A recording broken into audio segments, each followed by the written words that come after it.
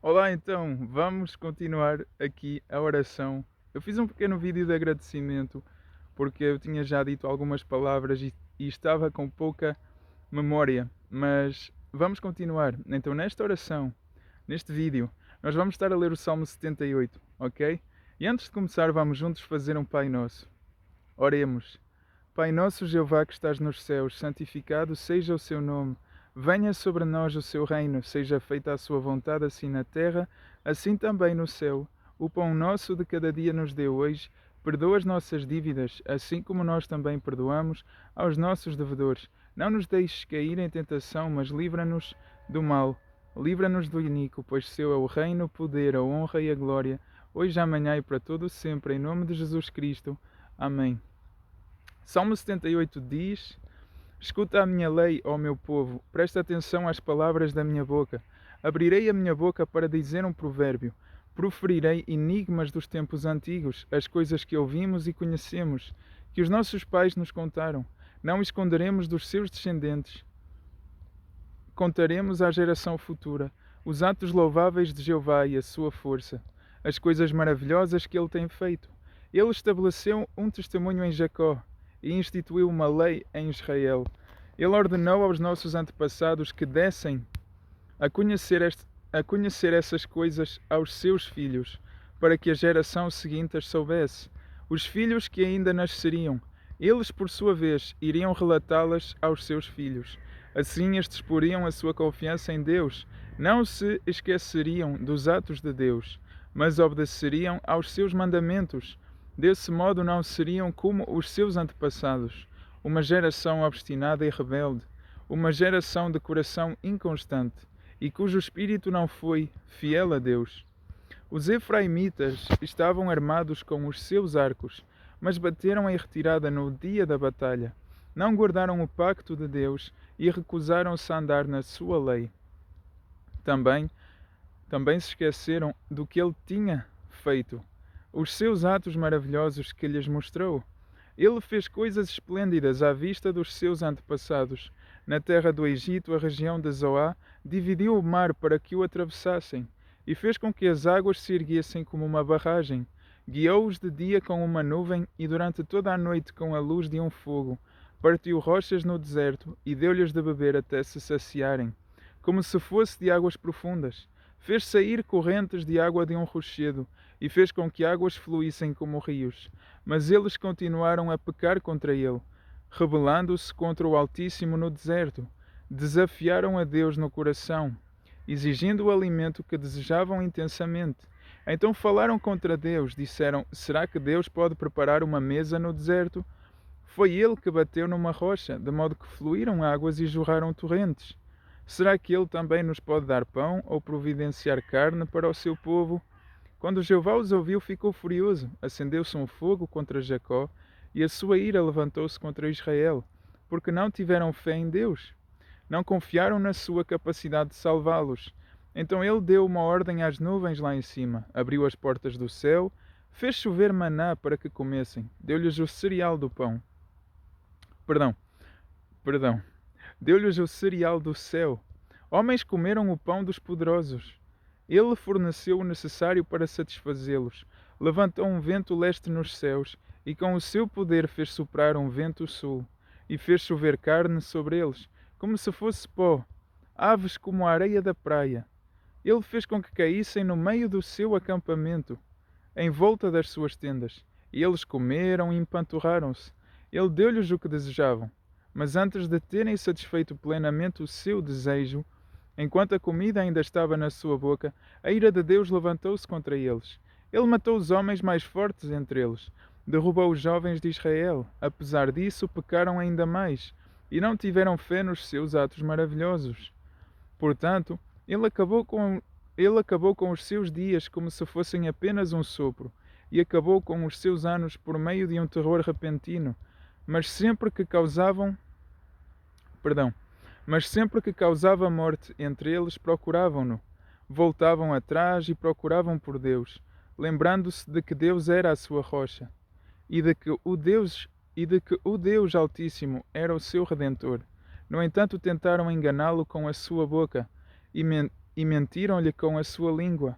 O seu coração não era firme para com ele. Eles não eram fiéis ao seu pacto, mas ele era misericordioso. Perdoava-lhes o erro e não os destruía. Muitas vezes conteve a sua ira, em vez de dar razão a todo o seu furor, pois lembrava-se de que eles eram carne, um vento que passa e não retorna. Quantas vezes se rebelaram contra ele no ermo e fizeram-no sentir-se magoado no deserto? Vez após vez puseram Deus à prova e entristeceram o Santo de Israel. Não se lembraram do seu poder, do dia em que ele os livrou do adversário, de como ele mostrou os seus sinais no Egito e os seus milagres na região de Zoá, e de como transformou em sangue os canais do Nilo, de modo que não puderam beber das suas correntes de água. Ele enviou enxames de moscões para os devorarem e rãs para os arruinarem. Deu as suas safras aos gafanhotos vorazes, o fruto do seu trabalho árduo aos enxames de gafanhotos. Destruiu as suas videiras com granizo e as suas figueiras com chuva de pedra. Entregou os seus animais de carga ao granizo e atingiu o seu gado com raios. Lançou sobre eles a sua ira ardente, fúria, indignação e aflição. Enviou exércitos de anjos para trazer calamidade. Ele abriu o caminho para a sua ira, não os poupou da morte, e entregou-os à peste. Por fim, matou todos os primogênitos do Egito, os primeiros frutos da sua faculdade reprodutiva, nas tendas de Cá. Depois fez o seu povo sair como um rebanho e conduziu-os como ovelhas no deserto. Guiou-os em segurança e eles não sentiram medo. O mar cobriu os inimigos deles e ele trouxe-os para o seu território santo, esta região montanhosa que a sua mão direita conquistou. Expulsou as nações de diante deles. Com a corda de medir repartiu uma herança entre eles. Estabeleceu as tribos de Israel nos seus lares. Mas eles continuaram a desafiar a Deus, o Altíssimo, e a rebelar-se contra ele. Não prestaram atenção às suas advertências. Desviaram-se e foram tão traiçoeiros como os seus antepassados. Não eram dignos de confiança, tal como um arco frouxo. Eles ofendiam-no com os seus atos sagrados e provocaram a fúria dele com as suas imagens esculpidas. Deus ouviu e enfureceu-se. Por isso rejeitou Israel totalmente. Por fim abandonou o tabernáculo de Silo, a tenda onde tinha residido entre os homens. Ele deixou que o símbolo da sua força fosse para o cativeiro, que o seu esplendor caísse nas mãos do adversário. Ele entregou o seu povo à espada e ficou furioso com a sua herança. O fogo consumiu os seus jovens e para as suas moças não houve canções de casamento. Os seus sacerdotes caíram pela espada e as suas viúvas não choraram por eles. Então Jeová acordou como que de um sono, como um guerreiro que acorda do efeito do vinho, e pôs os seus adversários em fuga. Entregou-os à desonra permanente. Ele rejeitou a tenda de José. Não escolheu a tribo de Efraim, mas escolheu a tribo de Judá, o monte Sião que ele ama. Ele fez o seu santuário tão duradouro como os céus, como a terra que ele estabeleceu para sempre. Escolheu David, seu servo, e tirou-o dos currais das ovelhas, de cuidar das ovelhas que amamentavam. Ele tornou-o pastor de Jacó, o seu povo, e de Israel, a sua herança. Ele pastoreou-os com integridade de coração e conduziu-os com mãos hábeis. Conduziu com mãos hábeis. Uau! Bem, aprendemos muitas lições deste salmo e uma delas é ter temor por Deus. Porque Deus é bom, Deus nos livra e nós devemos reconhecer isso e entender já que Deus podia não te ter livrado, Deus podia não nos livrar. Deus nos livra, ainda assim pecamos contra Ele, Deus é capaz de nos perdoar e ajudar outra vez. Mas nós devemos ser reconhecedores. Nós devemos reconhecer. Eu não sei se reconhecedores existe, mas nós devemos reconhecer que Deus é bom e que devemos ter temor de Deus, porque, bem, tu encontras atualmente no mundo, no planeta, na criação que Deus criou, ou seja, bem, Deus pode usar a criação contra ti. Ah, eu não te quero ah, fazer ver as coisas de um ponto de vista que tu tens que ter medo de Deus. Não, mas eu deixo-te imaginar ah, por ti, ok? Sem te impor nada, as formas que Deus poderia usar para se revoltar contra ti e como isso não iria ser bom, ok? É um pequeno exercício que tu podes fazer. E essa é apenas uma lição que nós aprendemos aqui neste livro.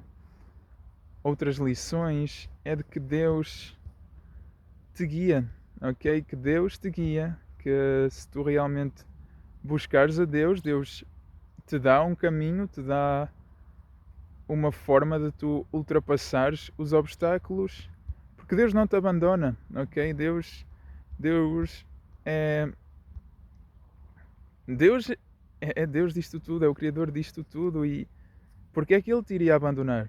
Deus não é falso, ok? Se Deus, se Deus te dissesse vou-te escolher e vou-te abandonar, isso seria ser falso, ok? E falso é algo que Deus não é, ok? Se fosse falso, a criação que tu vês, ela de um dia para o outro iria se ir embora. Embora. Ela iria se ir embora. Ela iria desaparecer porque é falsa, ok? Não é verdadeira, não é sustentável. E então iria desaparecer, mas a verdade é que ela continua aqui. E tu também. E devemos ser gratos e ter temor por Deus, ok? E vamos orar um Pai Nosso para receber um melhor entendimento sobre este texto, sobre este salmo e também entregar a bênção que está contida nestas palavras a Deus, ok? E assim continuar a plantar sementes para o final desta campanha. Então, vamos então orar um Pai Nosso. Pai nosso Jeová que estás nos céus, santificado seja o seu nome. Venha sobre nós o seu reino, seja feita a sua vontade, assim na terra, assim também no céu. O pão nosso de cada dia nos dê hoje. Perdoa as nossas dívidas, assim como nós também perdoamos aos nossos devedores. Não nos deixes cair em tentação, mas livra-nos do iníquo, pois seu é o reino, o poder, a honra e a glória, hoje, amanhã e para todo o sempre. Em nome de Jesus Cristo. Amém. Que Deus te abençoe. Encontramos-nos na próxima oração. Até já.